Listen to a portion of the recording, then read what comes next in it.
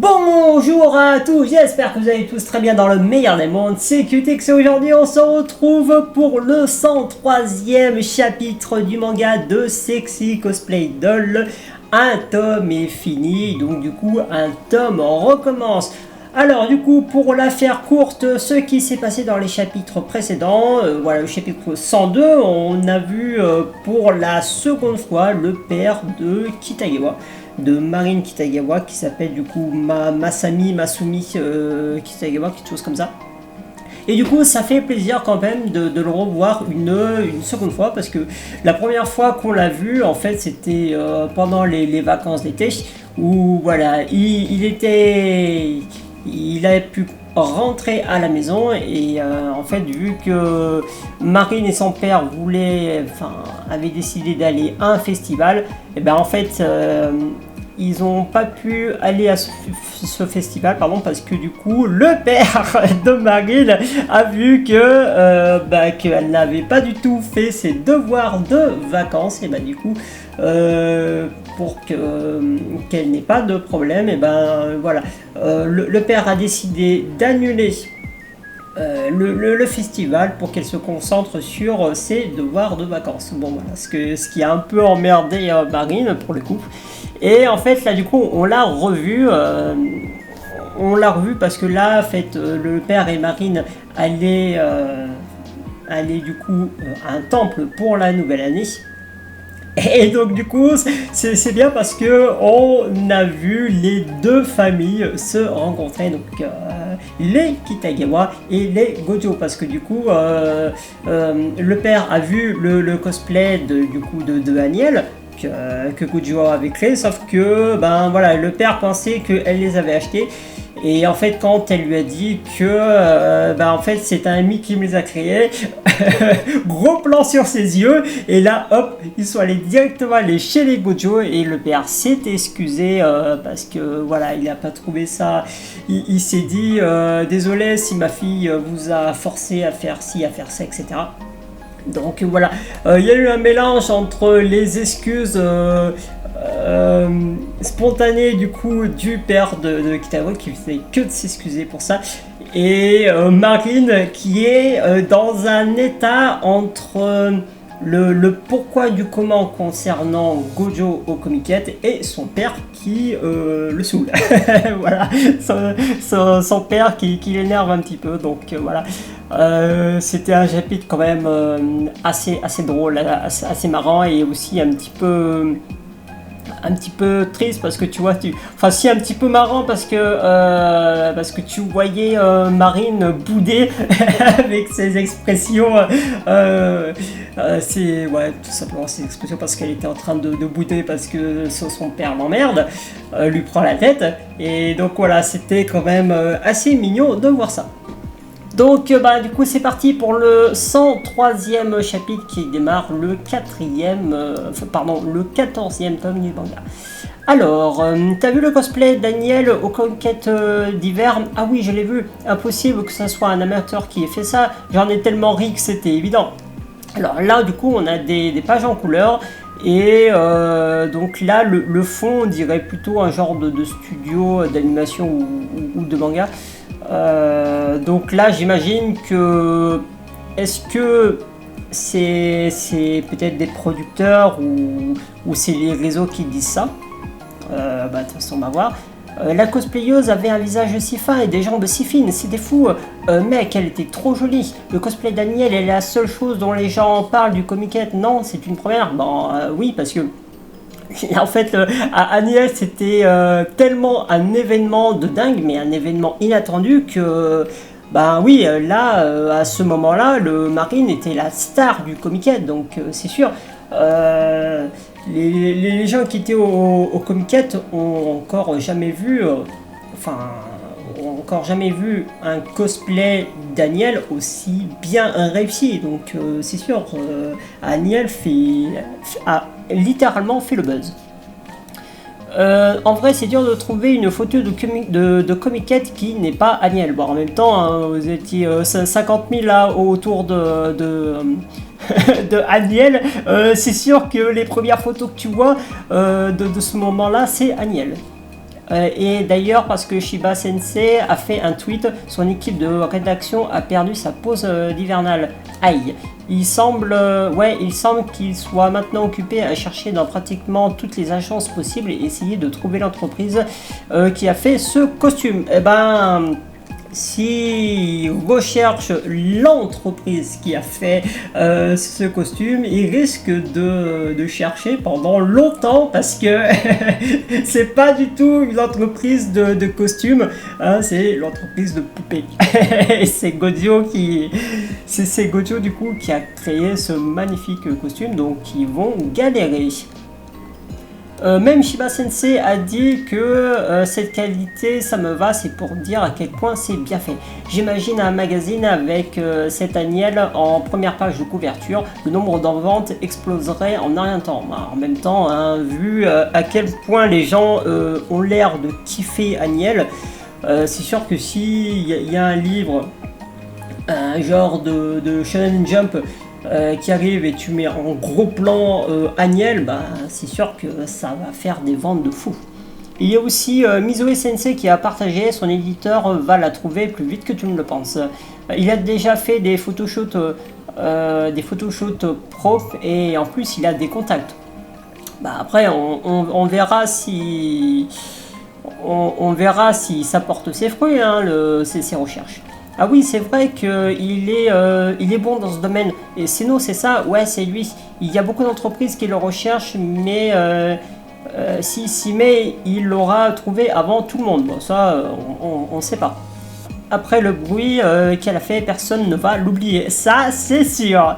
Elle sera obligée de sortir d'elle-même sous peu. Bah. Ça encore, pour l'instant, sur les réseaux, elle se fait appeler sous le nom de princesse et pas sous le nom de Marine. Et vu que sur ses réseaux, en fait, son réseau est ouvert principalement à ses amis qui la suivent sur le réseau, donc sur le réseau Line.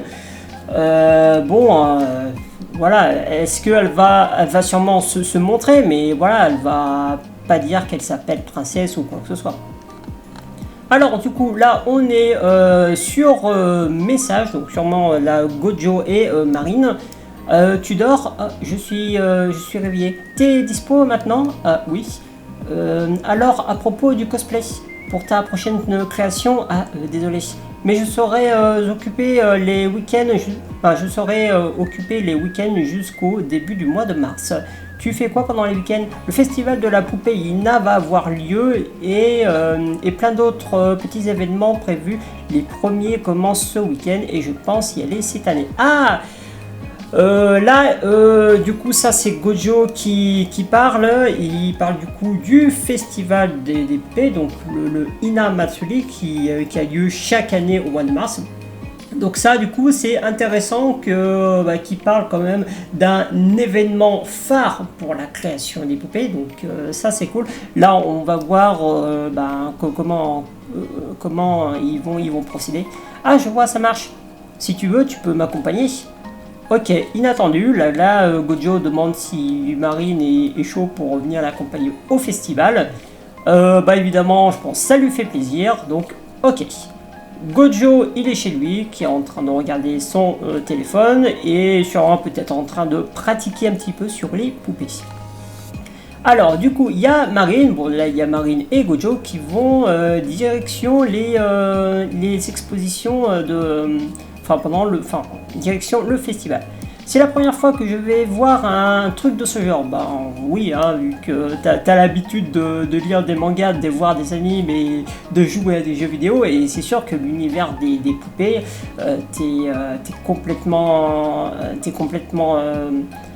inconnu. Donc je suis sûr même que Marine ne savait même pas que le Ina Matsuri existait. Les expositions sont vraiment magnifiques. On pourra voir des poupées Ina de l'époque d'Edo. Waouh! Même le sanctuaire près de chez moi commence une géante exposition de poupées Ina environ vers février. Ok. Wow, c'est dingue. Alors, allons voir. Ok. Bon, là, on voit un petit peu à quoi ressemble une exposition. Là, il y a du coup près de chez Gojo une grande exposition. Donc, un escalier. Sur 6 escaliers, ils déposent toutes leurs poupées. tout aussi jolies les unes que les autres. Alors du coup là on est sur une page un petit peu de pourquoi là, parce que là du coup tu as une là ces pages c'est vraiment Marine qui se questionne sur pourquoi en fait Gojo a fait une telle tête au comité, donc c'est pour ça, ouais, c'est vrai que ça la travaille un petit peu. Je vais lui demander, il faut qu'on parle, mais c'est si rare d'être ensemble. Je dois faire semblant de sourire. Ok, bon, là, vu que Marine a vraiment envie de savoir pourquoi en fait Gojo a fait une tête catastrophique pendant le comité d'hiver, parce que du coup sa tête ne ressemblait en rien à de la joie.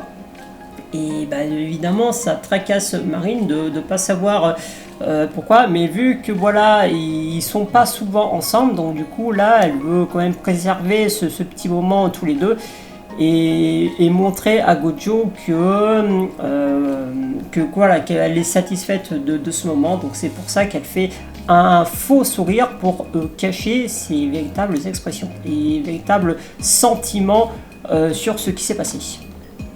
Alors du coup des poupées, je ne sais pas si c'est assez bien comme ça. Ok, bon.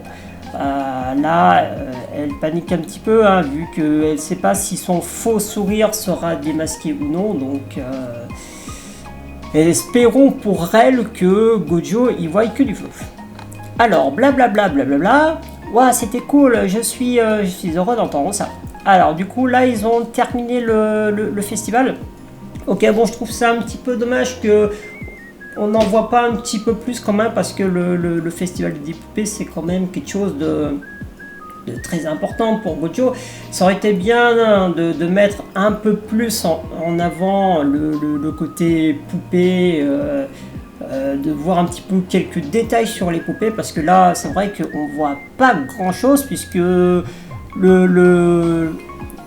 festival des poupées est un petit peu noyé avec la pression qu'a Marine sur ces questionnements envers Gojo en fait. Donc du coup, ouais, c'est un petit peu dommage. Elles étaient toutes aussi mignonnes et en même temps elles avaient l'air toutes différentes. Je comprends maintenant pourquoi les gens ont tant de mal à en choisir une. D'ailleurs, t'es sûr que je peux visiter votre salle d'exposition maintenant, Gojo? Ah mais bien sûr, j'ai déjà appelé ma cousine pour qu'elle se charge des préparatifs en avance. Ok. Bah, du coup, c'est une première du coup pour Marine. Là, c'est intéressant de voir son avis par rapport aux poupées traditionnelles, même si ça reste globalement de Wall, c'était trop belle. Là, on peut voir quand même que sur ce qu'elle a vu, elle a pu voir beaucoup de poupées de peintes et créées de différentes façons, donc c'est sûr que c'est difficile d'en choisir une sans regarder l'autre. Et là du coup elle va du coup visiter pour la première fois du coup l'exposition chez les Gojo. Donc du coup là ça va être quand même intéressant de savoir comment ça va rendre. Je viens de réaliser que je ne t'ai jamais montré aucun de nos produits. Ah oui, j'ai vu les outils pour les faire, mais c'est tout. Ah oui, ça c'est quand elle est venue chez Gojo pour la prise de mensuration. En fait, c'est vrai que Marine a vu que ses outils de travail, mais jamais une exposition ou les produits qui sont dans la boutique. Donc là, ça va être la première fois qu'elle va voir les produits, les poupées Gojo. Ça me rappelle que tu disais vouloir faire les têtes de poupées. Est-ce que tu dois aller dans une école spécifique pour ça? Ah, il n'y a pas besoin de suivre une formation ou quoi que ce soit d'officiel pour ça. Il y a des gens qui ont commencé en sachant rien sur le sujet. Alors oui, hein, j'imagine du coup que tu apprends sur tas comme tu dis, hein, comme il dit. Mais je suppose quand même qu'il y a quand même une école ou une formation pour apprendre le travail, parce que du coup tu t'apprends pas quelque chose. Tu t'apprends pas quelque chose comme ça. Donc s'il y a quelqu'un qui veut créer des poupées traditionnelles, bah du coup soit il va il va voir dans une boutique de création de poupées pour savoir s'ils embauchent, etc. Et de là, son patron peut le former. Mais sinon, si les jeunes qu'il est à l'école et qu'il veut se lancer dans la poupée traditionnelle, il peut à la limite chercher une école ou une formation qui puisse l'aider dans ce qu'il recherche. Mais après, ça, c'est dans sa globalité, hein. C'est pas uniquement que pour les poupées traditionnelles, mais c'est vraiment dans tous les métiers du monde. Dans tous les métiers du monde, je pense quand même que tu as au moins une formation, mais tu peux très bien apprendre sans formation à l'école et être formé directement sur le lieu de l'entreprise. Je veux devenir au plus vite possible. Du coup, je commencerai probablement par travailler dans un atelier après le lycée. Ok, bon, lui au moins, Gojo, il sait ce qu'il veut. Tu sais, quand mes parents sont morts, j'ai déménagé chez mes cousins. J'étais vraiment déprimé à l'époque. Puis mon grand-père m'a montré les poupées Ina pour me remonter le moral. Mais il était probablement tout aussi déprimé, voire pire. Ben, c'est sûr que pour un enfant, alors quand tu es un enfant vraiment très jeune et que tu n'as pas trop conscience de ce qui se passe, la mort des parents c'est toujours tragique, mais c'est peut-être moins impactant pour un petit enfant qui ne sait pas ce qui s'est passé. Alors pour Gojo, oui, c'était très déprimant, mais le pire c'est le grand-père qui en prend conscience et ça doit lui faire énormément mal de voir que les parents de Gojo, donc de voir que les parents de Gojo sont morts, décédés d'un accident ou je ne sais quoi. Donc oui, ça, pour le grand-père, c'est encore plus dur à vivre. Ça peut sembler froid, mais parce que j'ai trouvé autre chose sur quoi me concentrer, j'ai arrêté de penser aux choses que je ne pouvais pas changer. Alors là, en vrai, je trouve quand même que c'est très bien, marqué. Là, en fait, tu as Gojo qui, même s'il était très triste,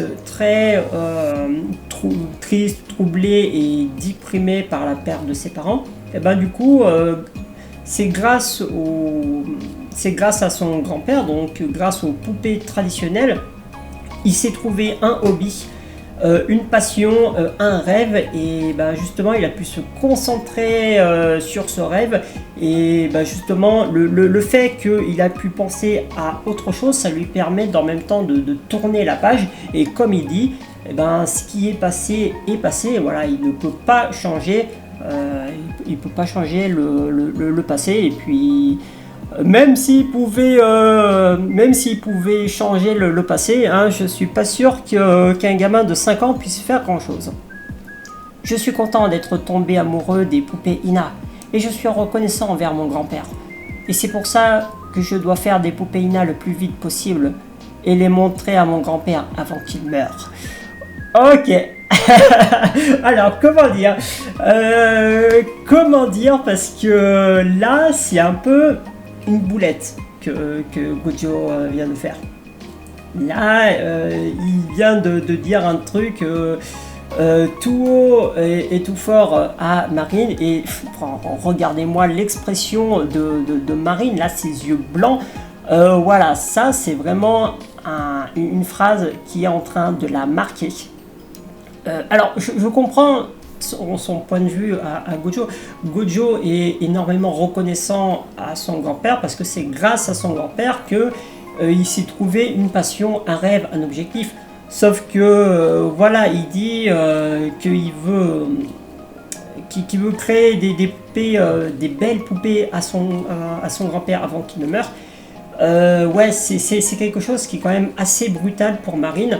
Je pense qu'il y a quand même il aurait pu le reformuler un peu différent pour que ça soit peut-être un peu moins brutal. Sauf que là, du coup, tu as Marine qui s'en rend bien compte et comme je dis, ça va la marquer en fait de l'entendre dire ça. T'as Gojo qui a vite remarqué son erreur. Voilà, qui se regarde, et du coup tu as Marine qui sait pas comment réagir. Non, enfin, c'est pas ce que je voulais dire, c'est pas comme s'il était malade ou quoi que ce soit, enfin, c'est quelque chose que je dois garder à l'esprit. Alors on voit quand même la petite goutte de sueur et son expression au niveau de la bouche que ben voilà, ça la trouble un petit peu d'entendre Gojo de dire que son grand-père qu'il veut créer des poupées le plus rapidement possible avant que son grand-père du coup ne meure. Donc ça lui fait pas du bien mentalement. Kitagawa, tu as décidé de ce que tu allais faire après le lycée? Du coup là, elle pense à la femme qui était venue lui proposer un job en tant que cosplayeuse pro, qui s'appelle du coup AB de Sparkle Production. Donc voilà, bah après, si elle veut continuer, peut-être du coup qu'elle va continuer soit dans le mannequin, soit dans le cosplay, ça pour l'instant, on ne sait pas grand-chose. Gojo, oui. Okomi, voilà, le téléphone qui sonne. Ah, désolé, c'est ma cousine qui m'appelle. Oh, c'est rien. Allô, qu'est-ce qu'il y a? Ah, Wachan, tu es où? Là, il y a une surprise qui t'attend. Nanchan est de retour. Non. Il y a Nanchan qui est de retour.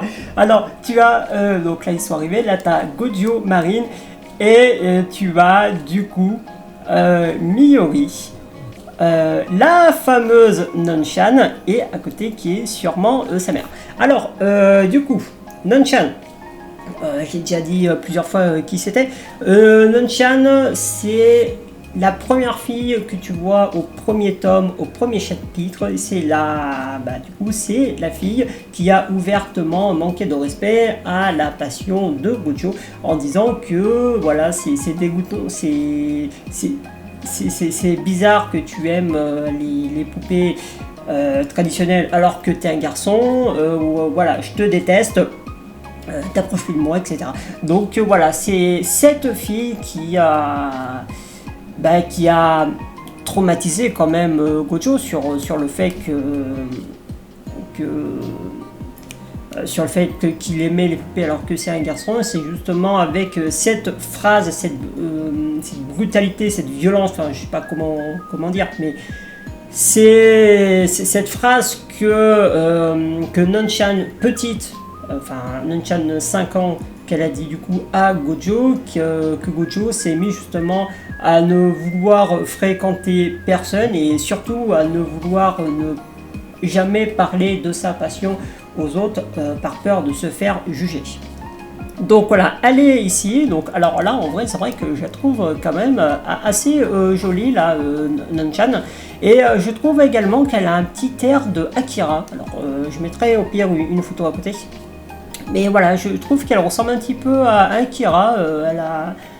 Il y a des similitudes entre eux. Donc voilà, on verra dans les prochains chapitres ce qu'il en est. Donc du coup tu as Nanchan qui a grandi. Est-ce qu'il y aura des regrets, des excuses ou pas? Ça de toute façon on verra dans le prochain chapitre. Voilà, en tout cas merci à tous d'avoir regardé cet épisode et puis moi je vous dis une prochaine fois pour d'autres vidéos.